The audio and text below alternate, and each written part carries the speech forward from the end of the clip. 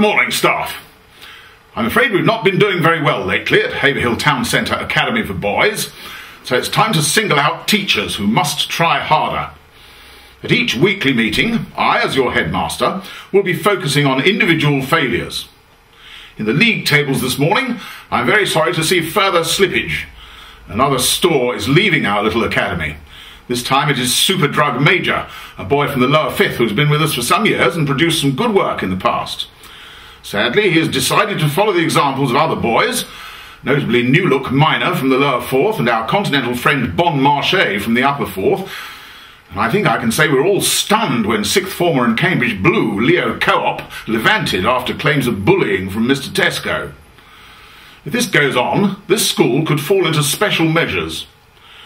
You may say there are still plenty of boys at their desks doing excellent work, but that is irrelevant. All that matters is our place in the league table, and that at present is very low. That is how we are judged from the outside by ignorant potential parents who know no better. So there are going to have to be changes. I'm going to begin by focusing on one of our deputy heads, Mr. St Ed's BC, who teaches economic development. I'm sorry to say his work in the past has left something to be desired. Long-serving staff members may recall the Chauntry Centre fiasco, when the admission of a whole class of new boys was prevented because their accommodation impinged on the school javelin throw, where Mr. St Ed's was attempting to channel the upper school's enthusiasm for hurling darts at the blackboard while he was writing on it. But there have been more recent issues. Mr. St Ed's refusal to allow Mr. Tesco to use the common room when he arrived, and the enormous amount of school funds he spent on installing a projector in the gymnasium on the other side of the playing field and putting 2 new tuck shops next to it, making a fine facility but one impossible to integrate with the rest of the media department. So, Mr. St Ed's BC, I'm afraid you are reaching the last chance saloon. Your task concerns the sixth form centre vacated by Leo Co-op.